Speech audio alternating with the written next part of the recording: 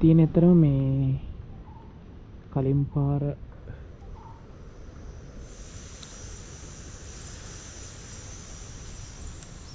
මේ තියෙන ඇතරම මේ කලින් කුරුමිනිය කාලා එහෙම නැත්නම් රතු කුරුමිනිය කාලා ඒකට ප්‍රතිකාර කරපු ගහ. ඔයාලට පේනවා මෙතන එහෙම වර්ධනයක් ආ දැන් මේක ප්‍රතිකාර කරලා සති 3ක් 4ක් විතර කිසිම වර්ධනයක් කියලා නැහැ. ඒ වගේ මම මේ කළු තෙල් ආවරණය කරලා තියෙන්නේ. මේක මේ පසු කාලේ වහන්න පුළුවන් මෙතන සීල් කරන්න පුළුවන් සිමෙන්ති වලින්. රයිට්. ඔයාලට පේනවා ගහ හොඳ තත්ත්වයේ තියෙනවා. තාම ගැටලුවක් කියලා නැහැ. ඉතින් සාමාන්‍ය වර්ධනයක් තියෙනවා නම් මේ ගහ ටිකක් ගඳ ගහන්න ගන්නවා, ඉස්ම බේරෙනවා, අතු වැටෙන්න බලනවා. රයිට්.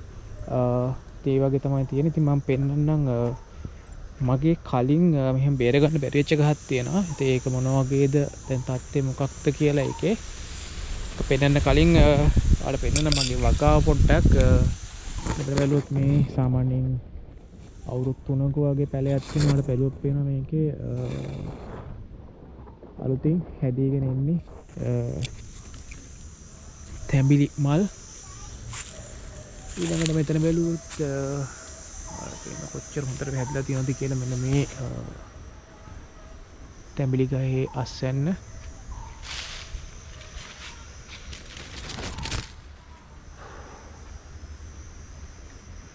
සාමාන්‍ය එක තැඹිලි වල්ලක ගෙඩි 20කට වඩා තියෙනවා. ඉතින් මම එක යන මගේ විනාශ වෙච්ච ගහ පෙන්නන්න ඒක මොකක්ද උනේ කියලා කියන්න.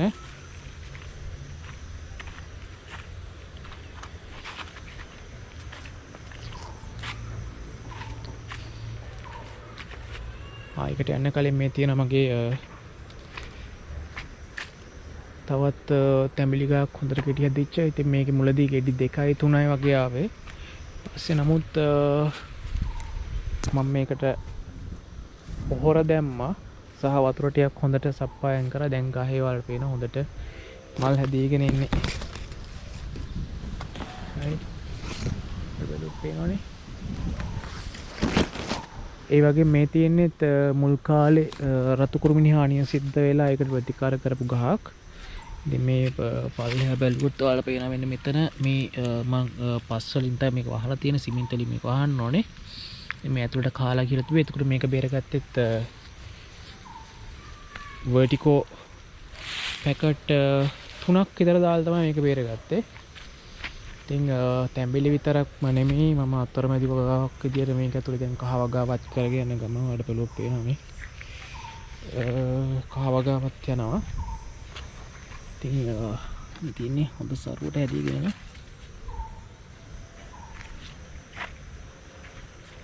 ඉතින් මේ තියෙන්නේ ඇත්තටම මේ රතු කුරුමි හානිය දරුණුවට ලක් වෙච්ච මගේ මැරිලා එහෙම නැත්නම් බේර ගන්න බැරි වෙච්ච ගහ. බැලුවොත් පේනවා මේ සාමාන්‍ය හොඳ තැඹිලි ටිකක් මේ තැඹිලි වර්ගයේ ලොකුයි. මම දන්නේ නැහැ හේතුව කියලා. නමුත් ගෙඩි ලොකුයි සහ මේ බැලුවොත් පේනවා මෙන්න මේ ආකාරයට තමයි රතු කුරුමි හානිය වෙලා මේ ගහ සම්පූර්ණ විනාශ වෙලා තියෙන්නේ කියලා පේනවනේ. ආයි ඉතුරු කරලා දෙයක් නැහැ. මෙයා මේක ඇතුලේ සම්පූර්ණයෙන්ම කාලා දාලා තියෙන්නේ. මේ පේනනේ කුවර කුවරද මේ තියෙන්නේ කුරුමිනිය විදගෙන එහෙම නැත්නම් රතු කුරුමිනි පණුව අවස්ථාවේ මෙන්න මේ වගේ කාගෙන මේක ඇතුලේ බහිනවා.